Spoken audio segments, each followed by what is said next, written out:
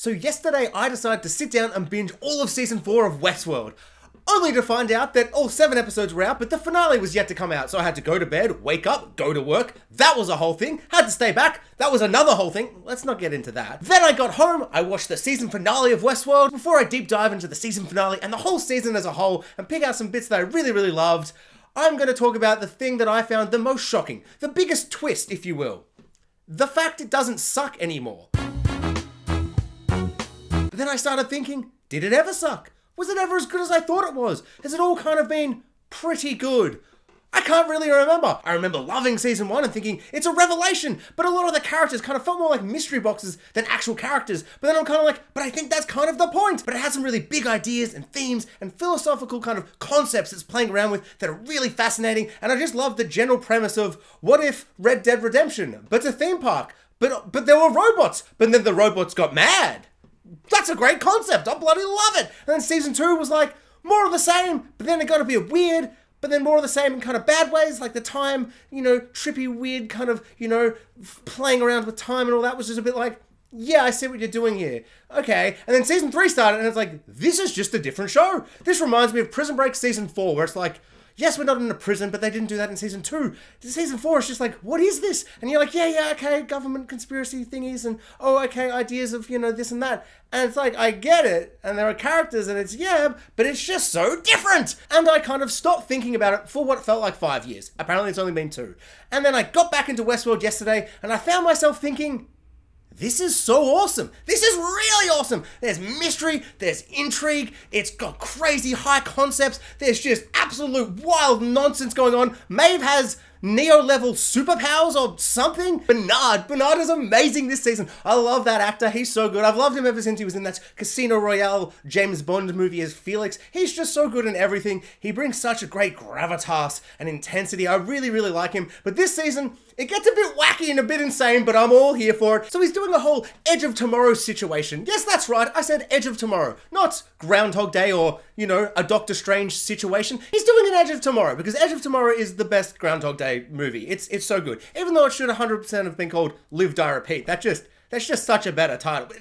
Not the video for it. Bernard is doing a bit of a Live, Die, Repeat, but not like the Westworld Live, Die, Repeat, because they also, you know, are mostly just doing a Live, Die, Repeat loop kind of situation. But he's doing, you know, an Edge of Tomorrow Live, Die, Repeat situation. And I just love watching someone do a Live, Die, Repeat situation where they go through 10,000 million things and then they get to a situation where they're like, actually, Stubbs, you better have the toast instead of the whatever the hell. And he's like, I guess I'll have the toast. Was it gonna change the outcome of the whole universe and save the world? Yes. Yes, it will. I guess. Or whatever. I just love it. It's a lot of fun. I love seeing everyone run about doing a bit of an Edge of Tomorrow. It's just a lot of fun. If anything, they didn't really kind of milk it for all it's worth, because it was just so much fun seeing him know all these things, and he puts a thing there and he's like, make sure you do the thing and grab the gun from the situation because I've seen a billion outcomes. And this is the one. This is the Doctor Strange, just the one. We got to do the end game or whatever. And so he did a whole Doctor Strange endgame Groundhog Day situation, which is really dumb and campy, but also really self-serious at times. And I think it rode that balance really well. And I just love that kind of thing. So he was an absolute delight. Another huge highlight for the season was Mr. Jesse Pinkman himself, Caleb. I loved that moment where Caleb is just like, I've got different clone robot host thingies and they're all in the different rooms, and he's like slowly having to like go through, and he keeps seeing dead bodies everywhere, and he's slowly trying to get to send the message to his daughter, and there's blood stains everywhere. That was so much fun. I just really enjoyed that whole kind of build and set up to that moment. But the whole time, I'm like, oh, there's a pretty big plot hole here. Where the hell is the security for just this building? What's going on with the security for this building? But then it turns out that, of course, she's just letting him do that. Like, he gets to the end, he's like, I escaped. And she's like, or I let you escape. And she's got the little thingy. And that was just really nice to kind of tie it all together, where it wasn't like, how did this even happen? And it was just such a brilliant reveal at the end, where she was just like, you said this one line about how you had something. And I'm like, oh, he's definitely going to be like, I have a soul, because I'm a human and you're a robot, and that's one of the main themes we're tackling in this thing about consciousness or whatever, Westworld! But no, he was just like, nah, I don't know what I was saying. I just wanted to really speak to my daughter, because I love her, and I'm a sad, dead 298 times or whatever guy, and I just wanted to talk to my daughter, who's grown up or whatever, which is just crazy. And then she's like, why are all my robot super dude friends dying? And he's like, I guess they just hate you. Because you suck, and this world sucks. I think they just hate you. God, I love that. That was such a satisfying moment, just because I really thought he was just going to be like, because I have a soul, and you don't. But he wouldn't have had a soul, I guess, if he thought he had a soul, because now he's a robot, Caleb. But I don't know. I just really liked him being like, I don't know, they just hate you. Because you suck. And of course, the kind of biggest reveal, the mid-season one where it was like, Caleb, you've actually been dead for 23 years. Now you're just a host, number 200 and whatever the hell. And that character that Bernard has just met, that's his daughter. And just the whole kind of realization that we've been watching a bunch of different timelines. Classic season one. A lot of this season really felt like they're like, remember season one? How good season one? Teddy's back. God, James Marsden. God, just seeing his face doing anything just brings joy to my heart. He's absolutely great in this season. I really, really like him coming back. There's that moment where they go to gangster world. It's the 1930s or 20s, some kind of time period before, but gangsters, bang, bang, shooty, Tommy guns, kind of Al Capone situation. And they do the whole, remember season one when we did the painted black bank robbery? We're doing it again. Remember season one? And there was a lot of really fun moments like that. And of course, Charlotte / Dolores, Charlores, if you will. Charlores' whole bit where she's like, ha ha ha, actually I won my fly disease-ridden thing. I took over humanity. And now humanity, they're the robots in a time loop, and we the robots are the humans. We'll be better and different this time. And then turns out they're not, because we made them in our image, so they're going to repeat the same mistakes that we did, and it's like a never-ending cycle loop, and it's just very good stuff. So after having so much fun watching the first 7 episodes of this season, I was like, what was wrong with season 3? Why did I stop watching? Why did I get bored with the show? Like, did I finish it? I'm pretty sure I finished it. Maybe I didn't finish it. So I had to go back. So I revisited the first couple episodes of season 3, and I'm watching, and I'm like, this is very different. It feels like a little bit less, like, nuance. I'm kind of not enjoying, like, the stuff outside of Westworld as much as the stuff inside Westworld. But that second episode, for the most part, is really, really fun. We're in Warworld. We're doing this. We're doing that. There's just so many really fun ideas at play. Maeve's still really, really exciting. There's just so much I'm really enjoying about this show. And I'm like, was I just not in the right mood at the time? Like, why did I start watching? Like, so many questions are going on in my head. Like, it's not the kind of drop in quality that I remember it being. And I know that a lot of people have said, like, season 3 is not as good. And it's kind of overall, generally, people kind of stopped, like, dropped off slowly over time. So I'm like, am I just, like, picking up what other people are saying? Like, oh, let's figure this out. And then suddenly there was a moment where 2 characters appeared with a big thingy, and I just went, oh my lord, I just, like, it hit me like this wave, like this realization, this memory. And I suddenly realized the reason that I stopped watching Westworld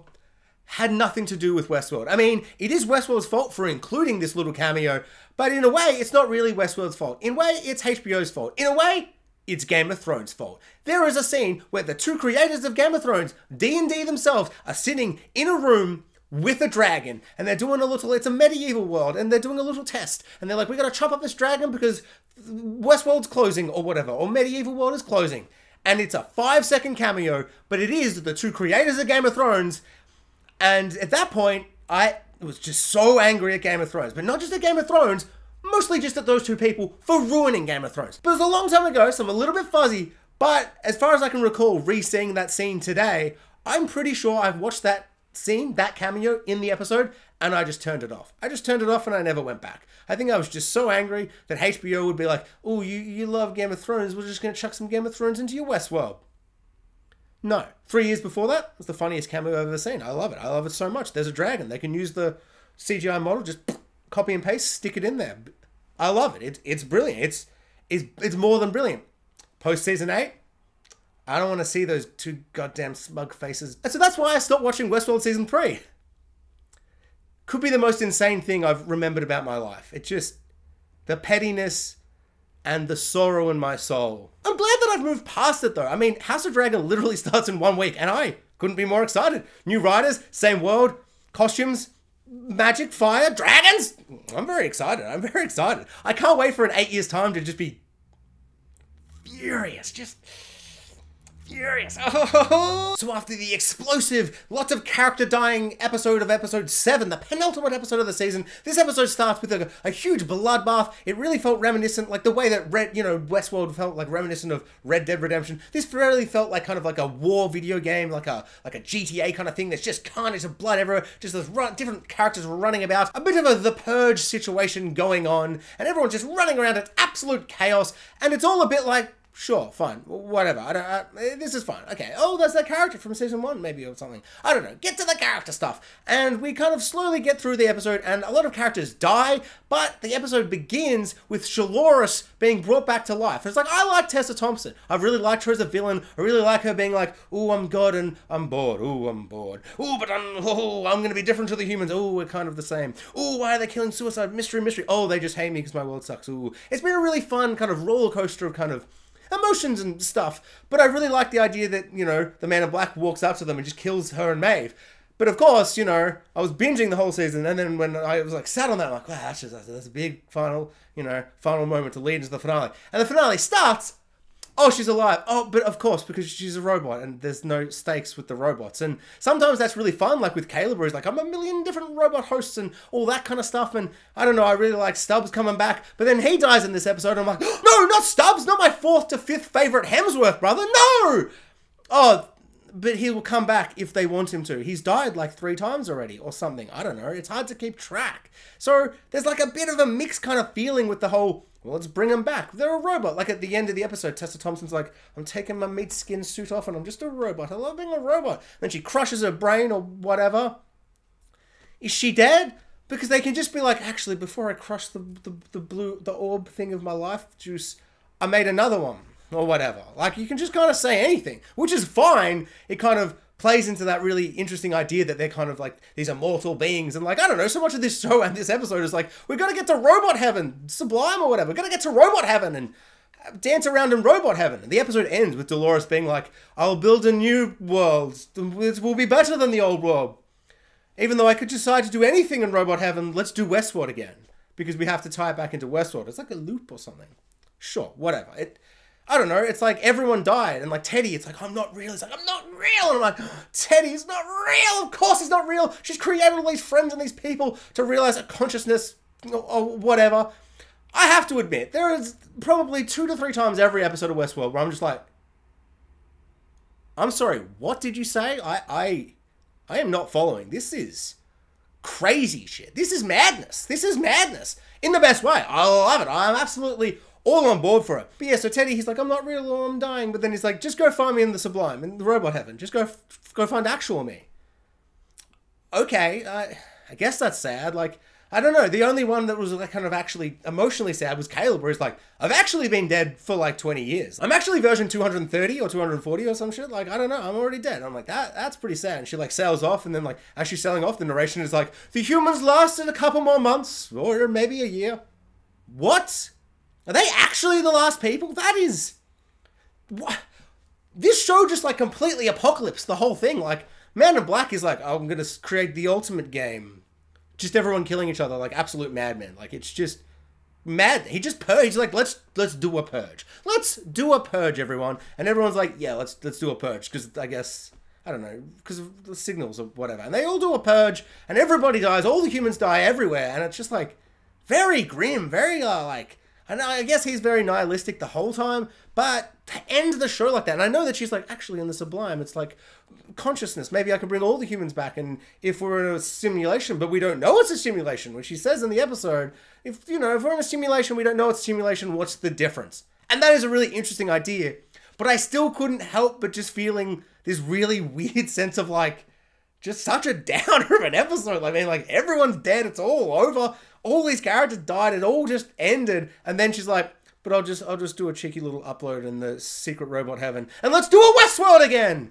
I don't know, it's like, this didn't feel like they meant it as a season finale, because I'm kind of like, I feel like they want to go back for season 5 to do a Westworld again, and have Dolores in charge, but it felt like a series finale, like, to the point where I can't see them doing more. So many of the characters, so much of it is dead and over. But because at the end she's like, but I'll just reboot it in the robot universe and let's do a Westworld again. I guess everyone can come back? Because she's got like the memories of everyone, I'm pretty sure. Or I could be wrong.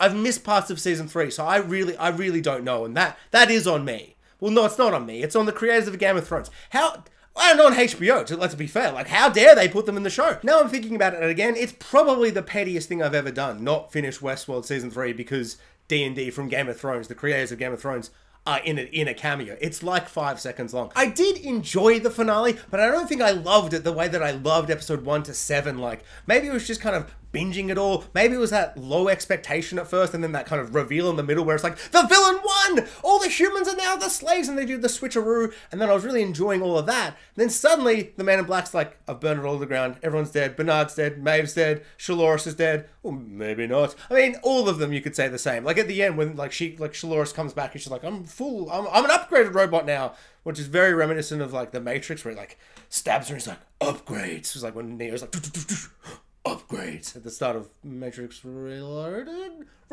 But then she's like, grab the gun from Bernard's live, die, repeat brain thingy, bang, bang, bang, bang, bang, and she kills him, and his head's chopped off, and she's got the thingy, and she crushes it and stuff, but I'm just like, is he dead though? I mean, because of the Sublime, I guess he's not going to be dead, because they'll bring him back, because he's fantastic, he's a great actor, and I really enjoyed seeing, like, the robot one all season be like, ooh, who am I? Am I the Man in Black? Am I William? Or am I just a copy? What am I? And then William's like, stop being a little pansy sissy boy. You're a big strong Man in Black.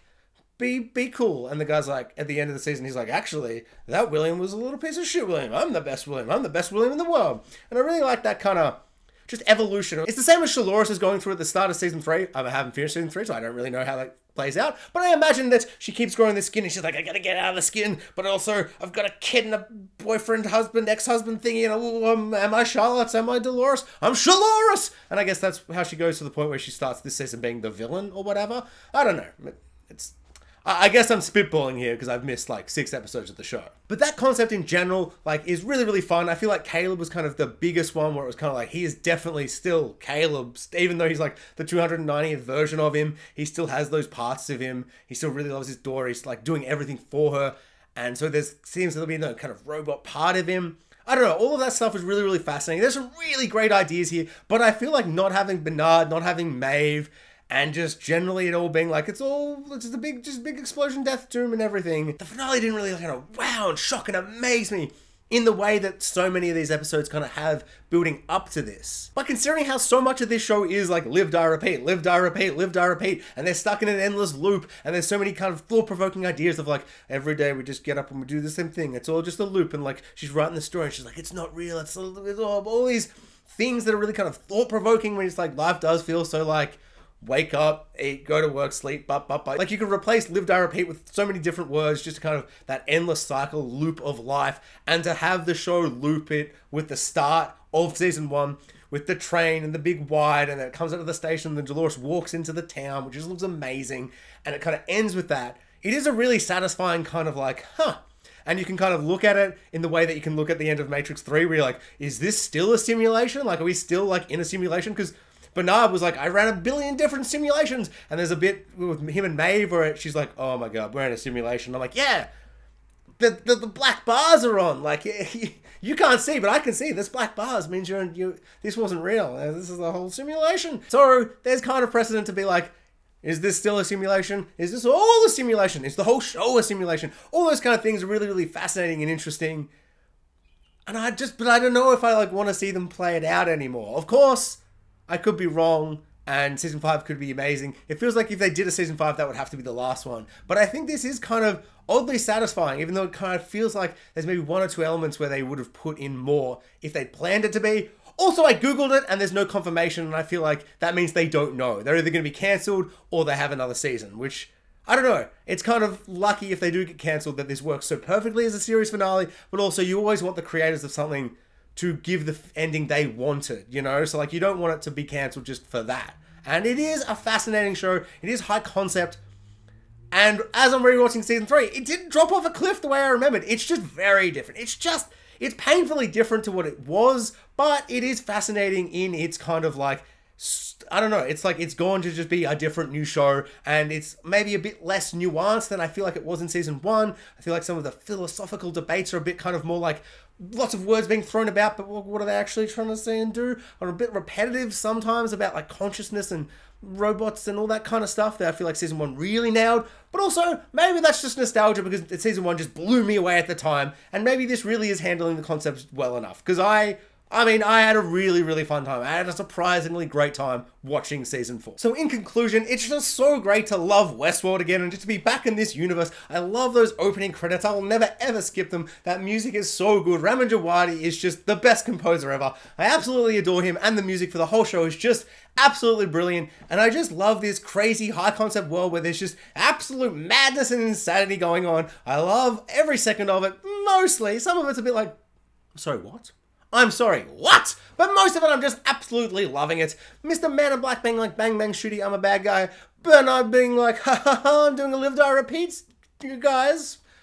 It's just all very good. And I would love to know what everyone thought of season 4 of Westworld. What the highs, what were the lows? Should I keep watching season 3? It doesn't matter what you say, I'm gonna do it. I bloody love it. I've already gotten past that Game of Thrones cameo scene. On to episode 3 or something, I don't know. I stopped because I was on my break at work and I had to get back to work.